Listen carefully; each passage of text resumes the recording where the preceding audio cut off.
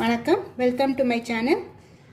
விநாயகர் சதுர்த்தி இந்த 22nd வருது இல்லைங்க, சனிக்கிழமை வருது. சரி, கொஞ்சம் நம்ம சேனல்லேயே கொழுக்கட்டை ரெசிபீஸ் போடலான்ட்டு கொஞ்சம் ஈஸியான ரெசிபீஸ்லேருந்து ஆரம்பிக்கிறேன். இப்போது அரை கப் அளவுக்கு துருவ வெல்லம் எடுத்துருக்கேங்க. இதை நாம் கரைச்சிக்கலாம். பாகு காய்ச்ச தேவையில்லை. அரை கப் வெல்லம் எடுத்துருக்கேன். ஸோ அரை கப் மாதிரி தண்ணி ஊற்றிக்கலாம். இது நம்ம கொஞ்சம் கரைச்சிக்கலாம். தூசி மண் இருக்கும் இல்லைங்க, அதனால கரைச்சி வச்சுக்கலாம். பாருங்கள், கொதிக்கலாம் தேவையில்லை, நல்லா கரைஞ்சா போதும். ஆஃப் பண்ணிடலாம். இப்போ இந்த மாதிரி ஒரு பேன் வச்சுட்டு கொஞ்சமாக ஒரு அரை டீஸ்பூன் அளவுக்கு நம்ம நெய் ஊற்றிக்கலாங்க. கொஞ்சமாக நெய் ஊற்றிக்கிட்டு ஒரு கப் தேங்காய் எடுத்திருக்கேன். அரை கப் வெல்லம், ஒரு கப் தேங்காய் எடுத்திருக்கேன். இது போட்டுட்டு கொஞ்சம் ஃப்ரை பண்ணிக்கலாம்.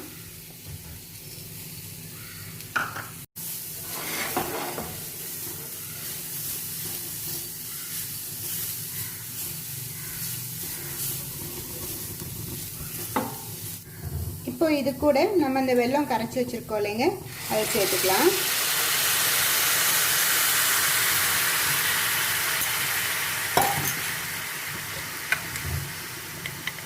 கொஞ்சம் ஒரு 1/4 ஸ்பூன் அளவுக்கு ஏலக்காய் பொடி சேர்த்துக்கலாம்.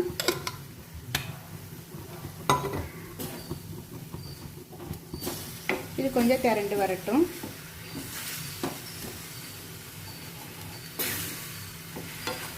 இன்னும் கொஞ்சம் சுண்டி வரட்டும்.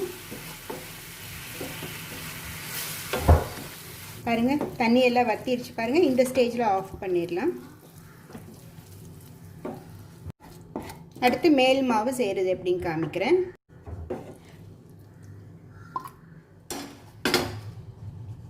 நான் இப்போ ஒரு கப் மாவு எடுக்க போகிறேங்க.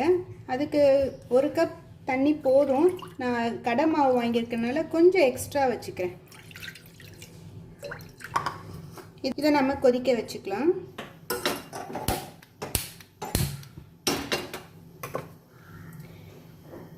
இது கூட கொஞ்சம் நல்லெண்ணெய் ஊற்றிக்கலாம், இல்லாட்டினா ஒரு ஸ்பூன் நெய் ஊற்றிக்கலாம். நான் ஒரு ஸ்பூன் நெய் ஊற்றிக்கிறேன்.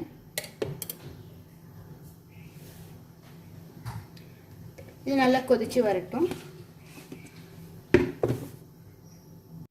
இப்போ இதில் ஒரு கப் அளவுக்கு நம்ம மாவு எடுத்துக்கலாம். அரிசி மாவு, இந்த இடியாப்ப மாவுன்ட்டு இருக்கு இல்லைங்க, அதுதான் எடுத்திருக்கேன். கடை மாவு தாங்க. அதுக்கு ஒரு சிட்டிகை உப்பு சேர்த்துக்கலாம்.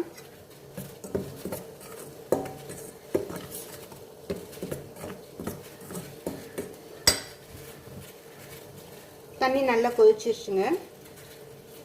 இப்போ நாம் இது கூட ஊற்றிக்கலாம்.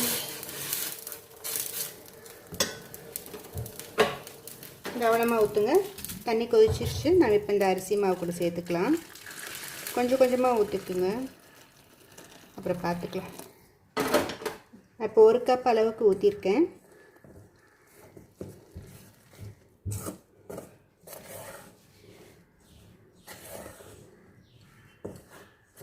இன்னும் கொஞ்சம் ஊற்றிக்கலாம்.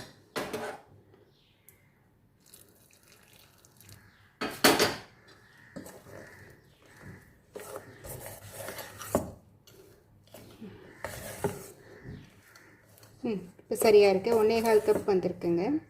இப்போ சரியாக இருக்குது. இப்போ ஒரு 5 நிமிஷம் வெயிட் பண்ணலாம். மாவு கை சூடு பொறுக்கிற அளவுக்கு வரட்டும். மூடி வச்சிடலாம், காஞ்சிடும். ஒரு 5 நிமிஷம் ஆச்சுங்க. கை பொறுக்கிற சூடுக்கு வந்துருச்சு.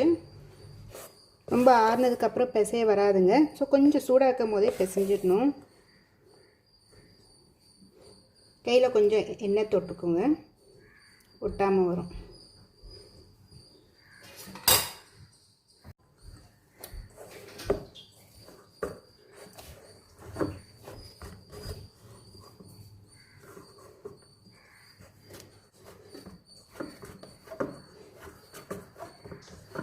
ஒட்டக்கூடாது மாவு.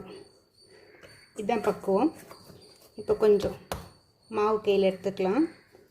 லைட்டாக எண்ணெய் தொட்டுக்கோங்க. எவ்வளோ வேணுமோ அந்த அளவுக்கு எடுத்துக்கோங்க மாவு.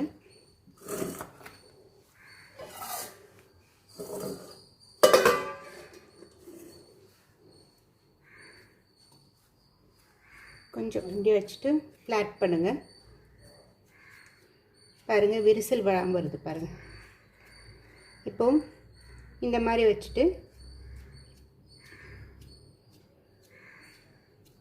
இப்படி நம்ம ஸ்ப்ரெட் பண்ணணும்.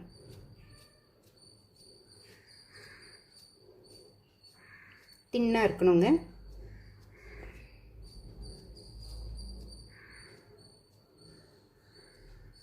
பாருங்கள் இந்த மாதிரி ஸ்ப்ரெட் பண்ணிக்கணும். இப்போ இதுக்குள்ளார நமக்கு வேணுங்கிற அளவு பூரணம் வச்சுக்கலாம்.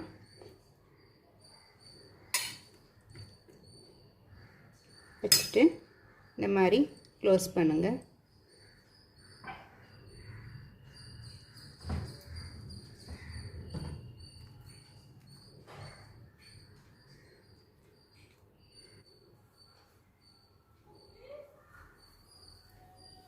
அவ்வளோதான்.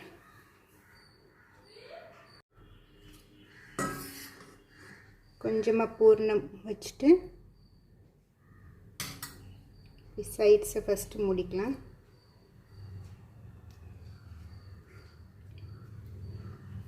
பூர்ணம் வெளியே வராத மாதிரி பார்த்துக்கோங்க. ரொம்ப டெக்கரேட்டிவாக இருக்கணும்னா இங்கே நம்ம ஃபோர்க் வச்சு லைட்டாக இங்கே ப்ரெஸ் பண்ணோம்னா இம்ப்ரெஷன்ஸ் விழுந்துடும். இந்த டைப்பும் ரெடி. பாருங்கள் இது மாதிரி எல்லாம் ரெடி பண்ணியாச்சு. நாம் வேக வச்சு விற்றுக்கலாம் இட்லி அண்டாவில். இப்போ இதில் இடியாப்பம் பிளேட்டு இல்லாட்டினா நம்ம இட்லி தட்டையை வச்சுக்கலாம். அதில் லைட்டாக எண்ணெய் தடவி இருக்கேன். இப்போ நாம் செஞ்சு வச்சுருக்க கொழுக்கட்டையெல்லாம் வச்சிடலாம்.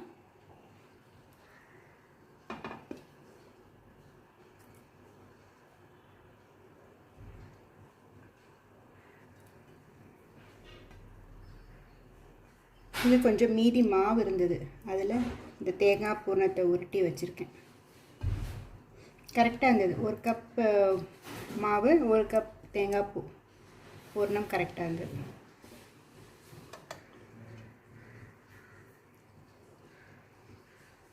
இப்போ நம்ம மூடி வச்சிடலாம். வேகட்டும்.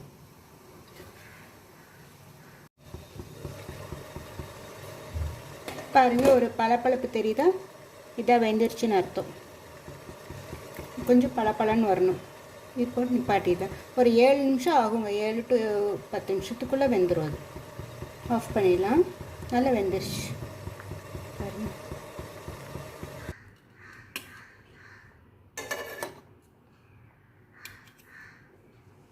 பாருங்க பாருங்க ஒரு தடவை பிடிச்சி காமிக்கிறேன்.